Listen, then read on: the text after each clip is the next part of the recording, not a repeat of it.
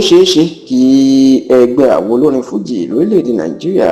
Fuji Musician Association of Nigeria FUMA ó ṣeé ṣe kí rògbòdìyàn ńlá kó bẹ́ sílẹ̀ níbẹ̀ o, èyí tí ó jẹ́ kí ẹgbẹ́ ọ̀hún kó fọ́ kọjá sísọ, tí ó sì tún jẹ́ kí wọ́n máa gbéra wọn lọ sí ilé ẹjọ́ pẹ̀lú àṣírí tí àgbà olórin fújì ní ọ̀gbẹ́ni Délé Abíọ́dún ẹni tí ó gbajúmọ̀ sí Àdáwà Fújì tó tú fún tẹlifíṣàn Yorùbá Tòótọ́ ní ọ̀sẹ̀ tí ó kọjá yìí, tó sì ṣeé ṣe kó jọ pé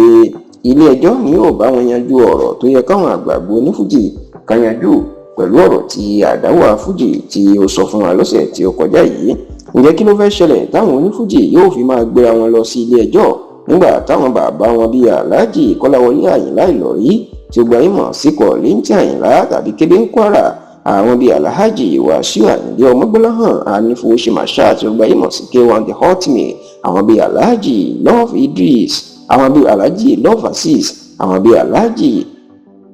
Wáídì Àkàgbé, àwọn bíi Alhaji Ramani Àkànní Tọ̀yọ́bọ̀, àwọn bíi Alhaji Fansi Ayé Àlámú àti bẹ́ẹ̀ bẹ́ẹ̀ lọ, tí gbogbo wọn jẹ́ àgbà tí wọ́n wà láyé, pé kí ló fẹ́ fà á tí wọ́n fi ní rí ọ̀yọ́ bẹ́ẹ̀ yanjú. Ṣùgbọ́n tí Àdáwà Fújì ìyún Délé Abíọ́dún jẹ́ kó dé mọ̀ pé kò sọ́nà náà ó ṣeé ṣe káwọn dé ilé ẹjọ́. Kí ló wá fẹ́ fà á? Ó ní bí wọ́n ṣe ní ààrẹ ẹgbẹ́ onífújì Alhaji Síkírù Àyìndé ẹni tí ó gbajúmọ̀ sí SK Sensation tàbí kò lọ títí, bí wọ́n ṣe ló fẹ́ ṣe sáà kẹta nínú ẹgbẹ́ onífújì. Ẹ rántí pé sáà méjì ọ̀tọ̀ọ̀tọ̀ ẹni kò lọ títí ẹni ó ti fẹ́ lò gẹ́gẹ́ bí ààrẹ ẹgbẹ́ onífújì, ṣùgbọ́n tí wọ́n ní ó tún fẹ́ lọ fún sáà kẹta, tí àwọn kan sì ní kò sí nínú òfin ẹgbẹ́ wípé ààrẹ kan ó lè ṣe sáà mẹ́ta, wọ́n ní sáà méjì péré ẹni ààrẹ kan ni ó lè ṣe. Ṣùgbọ́n ní báyìí tí wọ́n ní SK Sensation yan ààrẹ gbogbo olórin fújì tó ti lóhùn yóò ṣe sáà kẹta báyìí, níṣe lọ̀bọ̀rọ̀ máa ti di woro sí woro, tí àwọn àgbà ẹgbẹ́ kan tí wọ́n yarí kanlẹ̀ wípé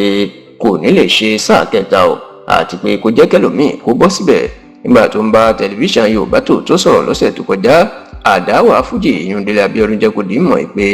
bí gbogbo àwọn àgbààgbà ẹgbẹ́ ò bá lè sòótọ́ ọ̀rọ̀, ó lóun ó sòótọ́ ọ̀rọ̀ nítòun o, òun ò lè pa òótọ́ ọ̀rọ̀ mọ́ra kóun dákẹ́ kóun gbé Ìyábọ̀ dání kóun máa wòran. Àdáwà Fújì jẹ́ kó di mímọ̀ wípé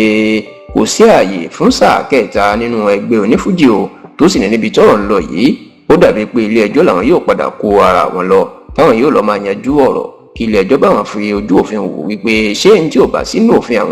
àwọn lè ṣe ni. Tó sì jẹ́ pé ọ̀rọ̀ yìí inú máa ń kọ àwọn èèyàn lóminú wípé bí àwọn àgbò onífújì bíi Wasiu Àyìndé Kọ̀líńtì Àyìnlá, àwọn Fansi Ayé Àlámú Love Azeez àti àwọn bẹ́ẹ̀ bẹ́ẹ̀ lọ tí wọ́n bá wà láyé tí ọ̀rọ̀ ẹgbẹ́ onífújì tó fi wá ń dé ilé ẹjọ́, wọn ni àjẹpé nǹkan burúkú pátá